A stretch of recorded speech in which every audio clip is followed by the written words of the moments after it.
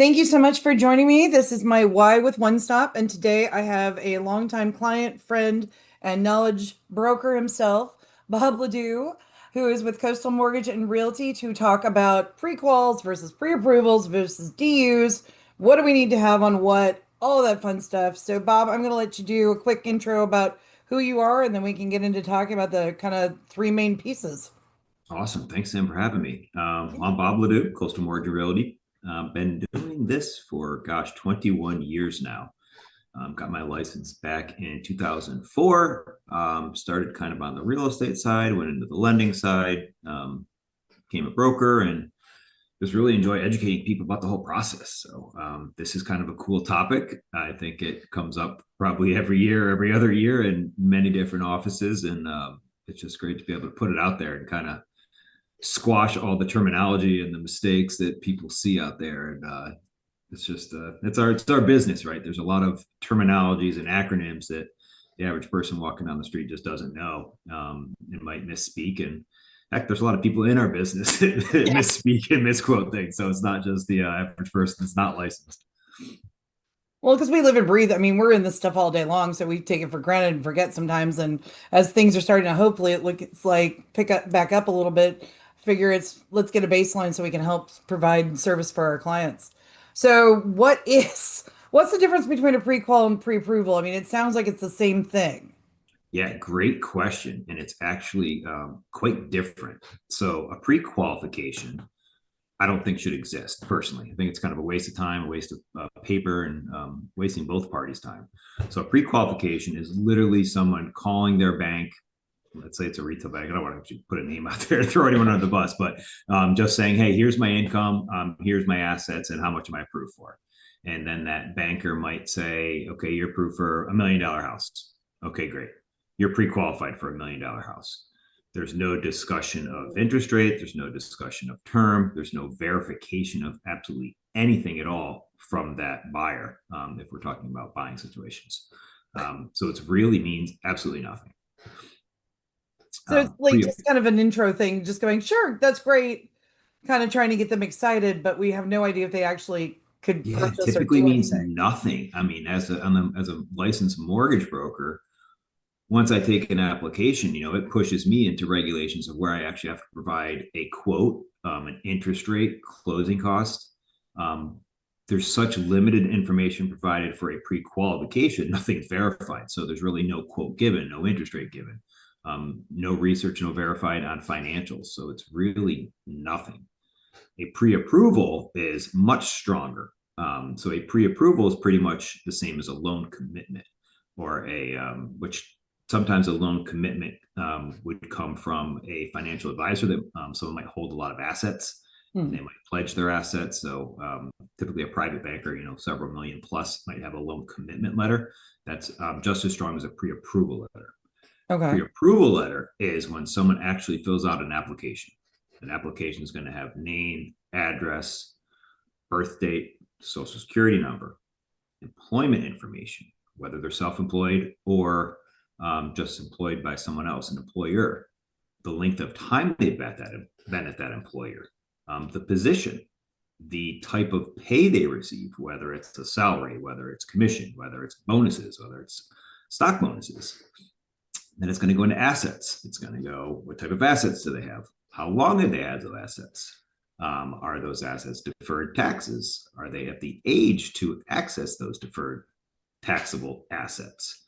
Um, are there gift funds coming from someone? If the gift funds are coming from someone, who are they coming from? Is it a family member? Is it allowed? Credit. Eventually, the person will fill out a authorization form to allow the banker to pull credit. Credit would be a hard pull with a pre-approval. Credit typically is not even pulled on a pre-qualification. So pre-approval, it's a full credit check. It's typically a mortgage rated credit report. Tri-merge, meaning you're going to get three credit scores. Experian, Equifax, and TransUnion are the three agencies we use. Most loan scenarios only care about that middle FICO score. But then again, that credit report will be analyzed by the broker or banker to see exactly what those accounts entail. Are there derogatories, the room for improvements, all that good stuff. And then citizenship as well. We have a lot of foreign buyers or people on green cards here. So we have to fill out a particular part of the form that says, where they're from and where the money's coming from, essentially, how we're proving their income. So pre-approval is going to literally break down all of that stuff. All of the application that was filled out, all the information needs to be verified as well before the pre-approval letter is issued. Okay. So huge difference. It's honestly, a pre-qualification should not even be around, Yeah. in my Sounds like opinion. But it is. It's waste used, of and time. it's used. So if now our audience is realtors, I stress so much to these realtors to really read the pre-approval, or hopefully not the pre-qualification. Hopefully, they haven't gotten that far, but really read into it, or partner with a broker or a banker that's going to be able to help them out, and maybe read a little deeper into that pre-approval letter. You briefly talked about a DU approval, desktop underwriter approval. Great topic of discussion as well. There's lots of chatter on this subject, and it's kind of interesting on which side of the business you're on. If you're on the mortgage side or if you're on the real estate side. I luckily have a kind of a hat, both hats that I wear at times, and separate.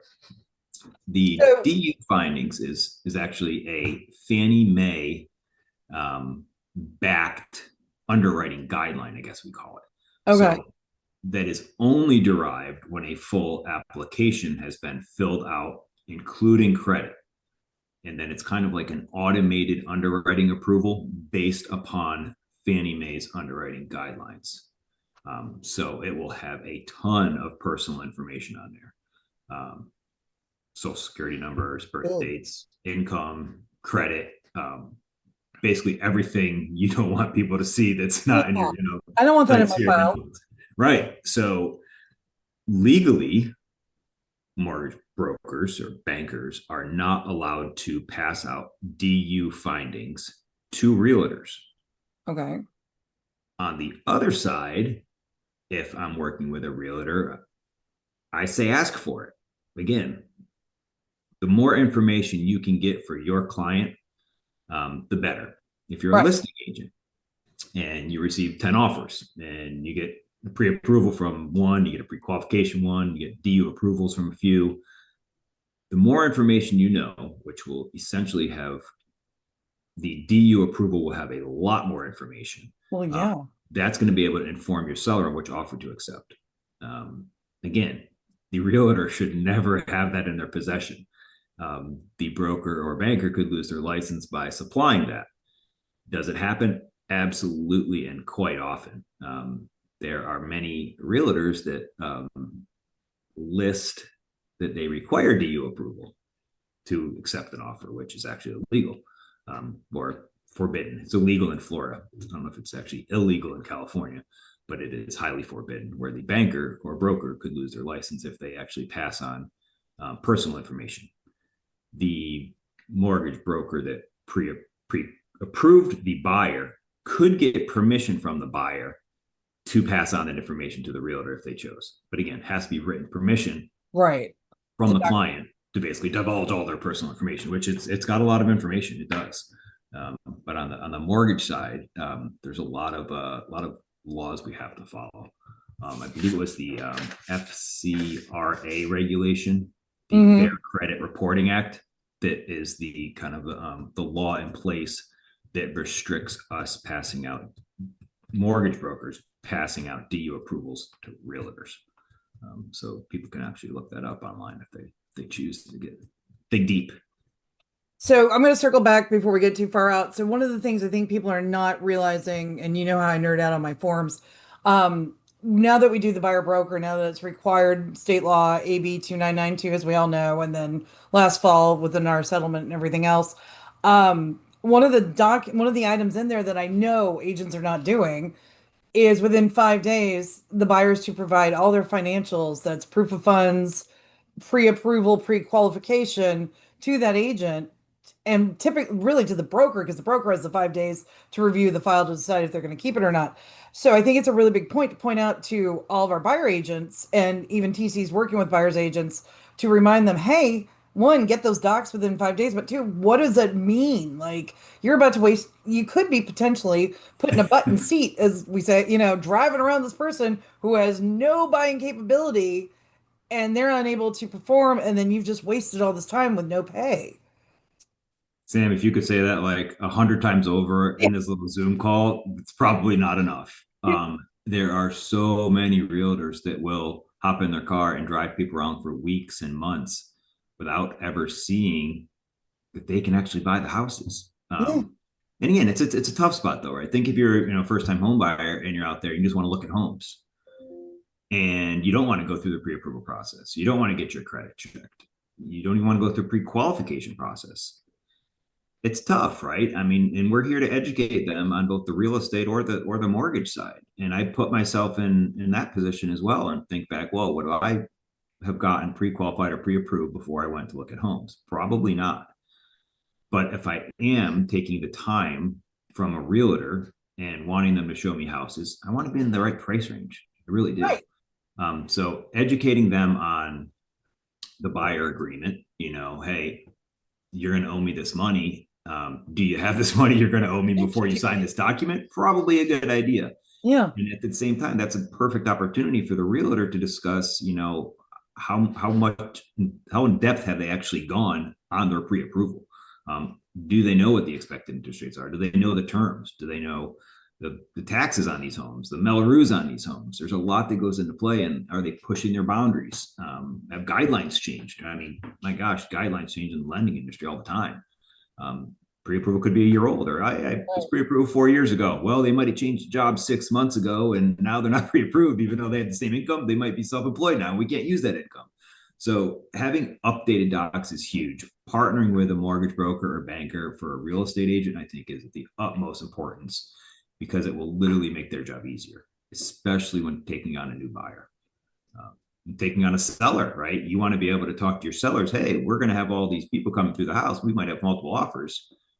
You want to be somewhat educated or have a partner that's educated to help give you the best knowledge, the most material to make an informed decision on which offer to accept. So it goes both ways, right?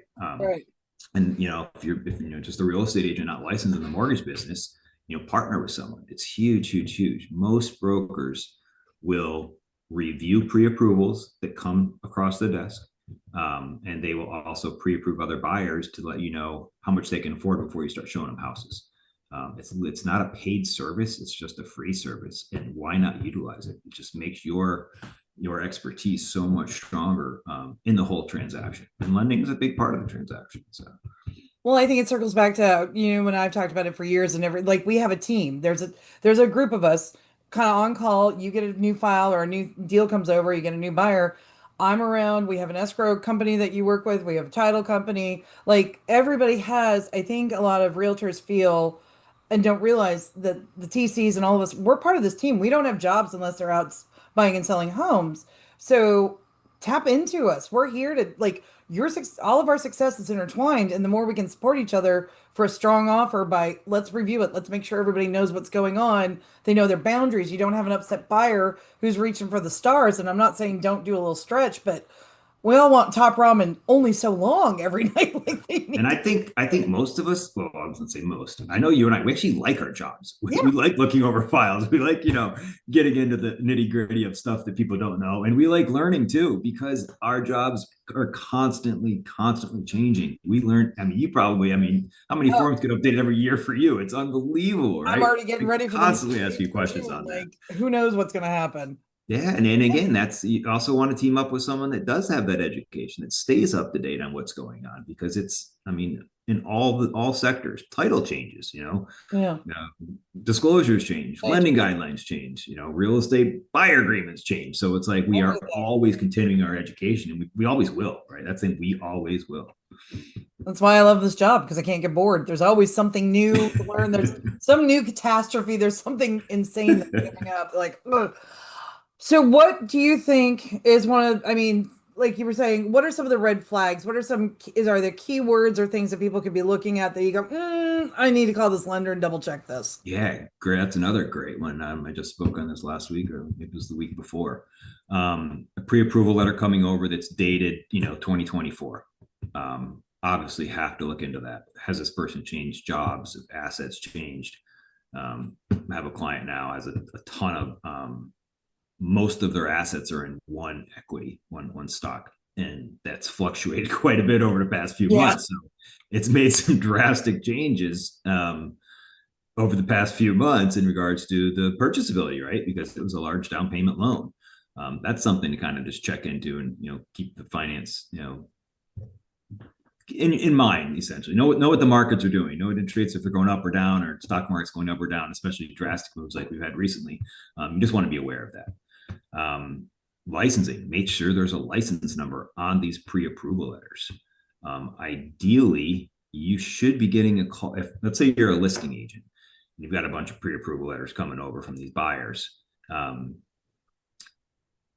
I would expect that, I would expect that most loan officers that are putting their name on a pre-approval letter would make a follow-up phone call to that listing agent.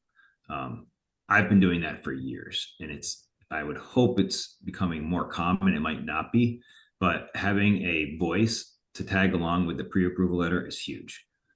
So if you're a listing agent, you should absolutely call whoever's number is on that pre-approval letter and talk to them about the file. Again, you can ask as many questions as you want. The lender will be making the decision if they want to answer them and how they answer them correctly. Are they rude? Are they educated? They just starting the business. So it doesn't matter if they're new into the business. They might know more than someone who's been in the business for 50 years. So, we don't want to discriminate on, length of time in the business. It can go, poor for both sides, or it can be great for both sides. Right.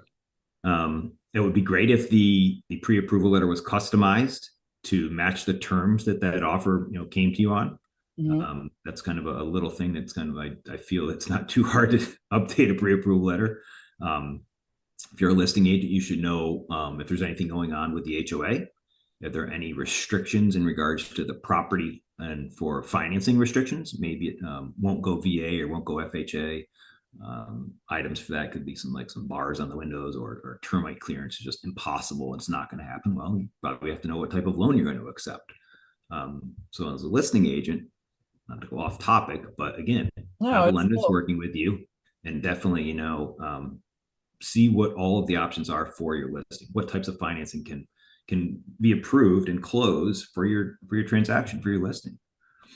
Well, and I know it's not on this, but explain to people may not understand FHA, VA, and why a unit or a complex wouldn't be approved, or it's not on the updated list. Yeah, absolutely. Great question there too. So kind of three main types of mortgages. You walk down the street, what's a mortgage? It's going to be like a conventional mortgage, right? That's kind of what Fannie Mae, Freddie Mac, they back all of those. FHA and VA are both government-backed loans. So the underwriting guidelines are a little different. They are going to require a termite clearance in California here, which doesn't necessarily just mean bugs, it means wood rot, Section 1. So you got to be aware that termite company can offer you clearance prior to close. As far as condos, that's a real intense topic of discussion right now in California with the new laws out. Oh yeah, with the whole wooden balconies and the stairs. There is. So, California recently came out with some laws that require condos to assess their balconies, essentially, and they give them a specific period of time of when this has to be done. Well, we're in California. Most wood structures have some type of termite damage, and a lot of work is going to have to be done. Fannie Mae has a condo association approval list. Once they're red flagged on that, it is extremely difficult to get that condo back, the red flag removed, call it, right? Finance it again. So that's a big thing. FHA has restrictions on occupancy rate. Sometimes if there's more investors than primary residence owners, it could restrict the ability to get FHA financing. Sometimes if one owner owns a large percentage of the units in the property, that could also put a restriction on the financing type. So just kind of knowing what's out there. Again, you don't have to be the expert in the area, but just ask the expert. People are out there willing to help, right? That's our job. Most people like it. It should be a fairly quick answer. But the condos are one thing that's definitely tricky now. You have to kind of constantly look, and not all lenders look at the documents the same way. Now, I can dig deeper into that without putting names out there, but there are some lenders that might not lend on a condo complex. Okay. Well, there are some lenders that will. And people are like, well, how does that happen? There are condo questionnaires that have specific questions, and the way those questions are answered could allow a lender to fund a loan in that complex. Okay. These questionnaires are all specific, typically to the lender that's offering the money, the loan for the property, and they can vary. And sometimes whoever fills out the form might fill it out differently for one person than another person. Just because you can get a loan on the property doesn't mean it's always the best decision for that buyer to buy that property at that specific time. We always want to make sure that information is accurate. The word assessment has been kind of thrown around this past year more than ever. An assessment is essentially, could be, especially in the condo world, it could be a one-time fee. It could be $500 or it could be 50 grand per owner in the complex. That money could be due within a certain period of time, or you could spread it out over many years. But it is money that could be due. Now, if that assessment is coming and you're selling a property, there are ways to negotiate who pays that assessment when it comes due. Right now, a lot of restrictions in closing are going to be coming when we don't know what that assessment is. They might have some quotes. Those quotes might be like a certain amount of money, but then the HOA is like, nope, we're only going to pay 75% of that. We don't have the funds to pay the rest. Well, so that gap could be that assessment. So the condos are fun right now. Definitely do your research. And just because a lender can lend on it doesn't mean you want to hide any information that's out there that could really sting you in the future. You know, our business, you can make good money, but my gosh, the liability out there now is probably it is the greatest today than it has ever been in my career.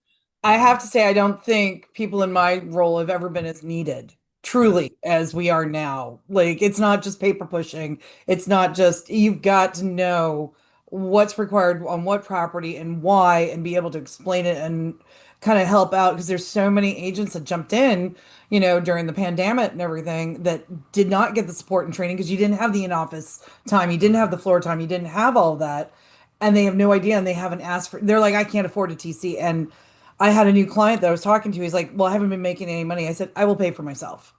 Like, just as you do, like, just as like everybody else, having these, it sounds so scary because these numbers are so big when you're doing stuff, but having experts on board just keep you from we've kept each other out of lawsuits multiple times and different things. So I know multiple times. Yeah. It's the word over disclosure is now probably one of the best words ever in English language in this, at least in our market. I mean, if you over disclose, it only protects yourself from avoiding liability. It's just, I mean, we need it. We need a TC like you. We need a lot of TCs. I think every transaction should have one, because it's that second set of eyes that are experts in what we're doing. The disclosures are so key, and we might miss something. The lender might miss something. The HOA might miss something. Everybody's human. There's That's so why many different experts in this field, but you need that extra support to just review everything 2-3 times. 100%. So my counterpart, if I understand it, when you're doing a loan, would be an underwriter. But I don't think people understand how key that role is in getting a loan. So what is an underwriter? What do they do? Absolutely. So yeah, an underwriter is an employee of a bank, and they are going to traditionally follow guidelines that they were told per the bank's rules on that loan product, right? So just because there's an underwriter at a bank, there might be an underwriter that only underwrites FHA loans. There might be an underwriter that only underwrites VA loans, and there might be someone that only underwrites conventional loans, or maybe even non-QM, which is a topic I guess we can get into later. But they're human beings, right? Human beings can make errors. There's typically a checks and balance system within the bank, though. So there's usually an underwriter, and then a senior underwriter, and then a funder or a closer. Terminology changes a lot in our business, but there's usually more than one set of eyes verifying the information has been done accurately per the guidelines. But again, an underwriter is a human being, just like an appraiser. They could miss something, or they might interpret something a little different. An underwriter could be new, and they could be wrong and they might need some correction. It happens, right? We all need corrections in life. Yeah. Hopefully they're open to it. And the way it's presented usually goes a long way on if you get that correction overturned. But different banks have different guidelines. They have portfolio products where they might keep the loan themselves and not have to, sell it off to Fannie or Freddie in the secondary market. And those underwriting guidelines could be different. So I'm a huge fan of the broker world. I mean, I've been one, for years, and a broker basically has this plethora of banks. We're not restricted to just one bank's guidelines or one underwriter's guidelines. You might be in a special case where you need a more lenient loan to get the property, but the property is awesome. You have to have it for whatever reason. Your mom lives next door or something. Well, there might be a lender out there that can do it, and not all lenders can. So having someone to work on your behalf to search out all the different lenders is really key. So underwriting, again, it's a position at a bank. They typically follow guidelines. They can look at a piece of paper and say, hey, does this meet this guideline? Yes or no. But then there can be interpretations, especially with income. How income is calculated is probably how income is calculated is most likely has the largest variance of any other topic in loan approval process in underwriting. Self-employed people, a lot in California. There's a lot of different ways people file taxes. There's a lot of different ways accountants file taxes. And there's a lot of different ways for banks to interpret the usable income for qualifying on a loan. So it gets pretty complex. But underwriting is a big factor. If you can have your loan pre-underwritten, amazing. Then you're in a really good position. So that pre-qualification could go through full underwriting on a particular property. You might not get that property, but now have a fully underwritten file. So it's been pre-approved, but now you actually have it underwritten, and you have a bank that's willing to lend the money for the next property. Now, again, title, appraisal will change on the next property, but your assets, your credit, your income has all been verified. So on the self-employment side, which there's many of us here in Southern California, or the whole state of California, creative taxes are awesome.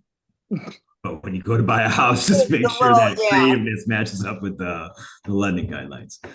And we do have loans for people that are extra creative on their taxes. So there's different types of loans to qualify to buy a house, even without provable income that the IRS might want to show. So no, it's definitely, so it's having a broker versus going straight to your bank, because you can shop, you've got other resources and everything else. You can take a look at things. It's always worth having the conversations. And now the difference between because my brain going into the contract, everything else. So the appraisal contingency, if I understand everything, is for the property. The loan contingency is if the buyer, like we've appraised, we know it's an okay property. Now we've got a loan contingency, which means, yes, we've got an okay buyer, so we can do. That's the two different. Am I understanding? Correct. Yeah. The appraisal contingency is going to be typically for the value, the collateral on the loan, which is going to be the asset, the house itself. Right. Appraisals can come back subject to. Appraisals can be debated on what the final value is, but an appraisal is a opinion of value. So there's a human being there. They also have guidelines to follow on how they derive their end number there for the valuation. They can make it subject to, let's say a termite report, right? Appraised value, purchase price is $1 million. It appraises at $1 million, but it's subject to termite work being done and completed. So if you're a realtor and you're representing a buyer, you talk to the lender, hey, appraisal came in at value. Yes, it did, but it's subject to. You do not want to remove that appraisal contingency until that work has been completed, because without the appraisal contingency, the loan cannot be funded if it's still subject to. So we want to see the word as is box checked off on the appraisal report. No, that's a great question. Loan contingency. Of course, you can't get a loan without the appraisal, but in the real estate world, it is separate. It's a separate contingency, because someone might waive an appraisal contingency, right? Buy it for whatever it might be, willing to overpay or underpay, what have you. But there's still a loan contingency there. So the loan contingency is going to be strictly for their financial ability to purchase the property with a combination of down payment coming from their assets and income to pay the loan, typically. There are other loan products out there where you can still have a loan contingency where it could just be what I want to say like a DSCR loan, debt service coverage ratio loan, where the rents cover the mortgage you're applying for. It's still a loan contingency to make sure that those values have come in. But yeah, that's a good topic of discussion there as well. And it's just, again, open communication with every party of the transaction is only going to benefit you. When you don't have the information, you can't make an informed decision, or you can't advise your client on making an informed decision. So It's all about the vetting and taking that time wherever. I don't want to bug my client. I don't want to upset my client. I want to upset your client because I don't want to waste their time, our time. I don't want to get in a lawsuit. I want somebody to make a promise that they can't keep. Like these conversations, they sound uncomfortable. Oh, I'm being rude or I'm asking. No, we're getting into the nitty gritty. You're gonna live typically in this box you're buying. We need to know, can you afford to do that? Yeah. Well, is there anything else that you think if you were able to talk to making sure for people for files from your mortgage hat side, what is just like the biggest thing that you're like, please, if nothing else, if they take nothing else away from this conversation? yeah, I think that's great. So on the listing side, I say just partner with someone you trust. Interview as many lenders, brokers, bankers that you need to just have someone by your side to review all those offers. It's going to help you when you go for your listing presentation. Say, I have this support team. I have a transaction coordinator. I have a lender. I've got a title rep to walk the property. We've got a great escrow company we fully trust. Having a support team is massive. On the buy side, I think we all know, have the uncomfortable conversation, get the buyer agreement signed, and then make sure that buyer is pre-approved. Make sure you see the assets that are there to actually pay your commission if you're unable to negotiate and have the seller pay. My personal experience, I have seen the seller pay every single buyer commission so far. I have not had to witness a buyer coming out of pocket to pay the buyer agent commission. So realtors, don't be afraid. Stick it in there for whatever amount you think it is. Fight for it. You're in the business to negotiate. You should Exactly. negotiate your own commission. And if you can't negotiate your own commission, why Eh. does someone want to hire you? It might not be the norm if you've been doing this for 20 years and having that signed. Um, I think it's wise to do it up front, and again, verify the pre-approval.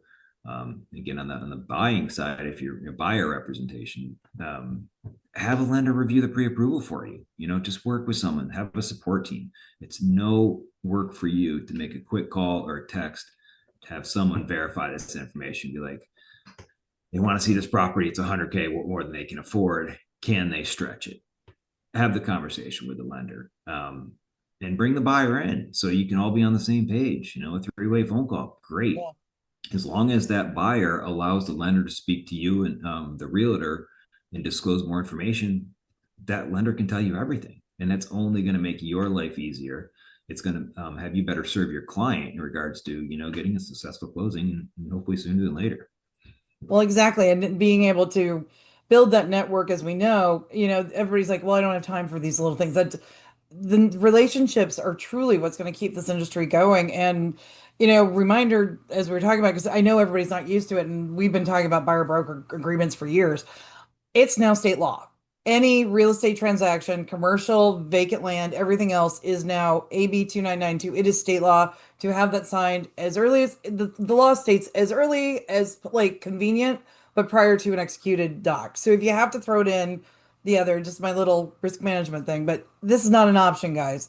And Sure. that's the thing. Sellers know it's not an option. It's been in the news. We have a more educated client base than we've ever had before because of social media and everything being shared. So respect that and come in with facts and knowledge. They may not know what they're talking about, but it's a great opportunity to say, hey, how do you understand this? What do you understand? Well, let me share with you, or let me share what I know. And then you're building rapport and you're building trust, which we both know has gotten us a long way getting through some of these deals. It goes back to, open communication and then having a team. Out of all this, I think that's it. Have a team. You're only better with more people you have on your team. And choose wisely for your teammates, right? You don't want to go into a game and have the worst team on the field, right? I mean, they're only going to be hurt by them. Have a support staff that works well with you. Like I said, most people like their jobs. They don't mind doing it, Yeah. which is kind of cool. So You need to find more nerds like us. Well, I so appreciate you taking the time to come talk to me and do this video. And I always, we've been working at what over a I looked at, I was like, I'm gonna cry how long it's been. It's I been, don't. Yeah, we might not want to say that on we're camera. not gonna say that. I'm getting old. Well, thank again, Bob Ladue with Coastal Mortgage and Realty. I'm Sam Hayes. This was Why with One Stop talking about prequels. Sounds like we don't want those. Pre-approvals and why DUs might be a little dicey. Have a great day, and I will Awesome. see you Thanks, next Sam. time. Appreciate it. Bye. Thank you.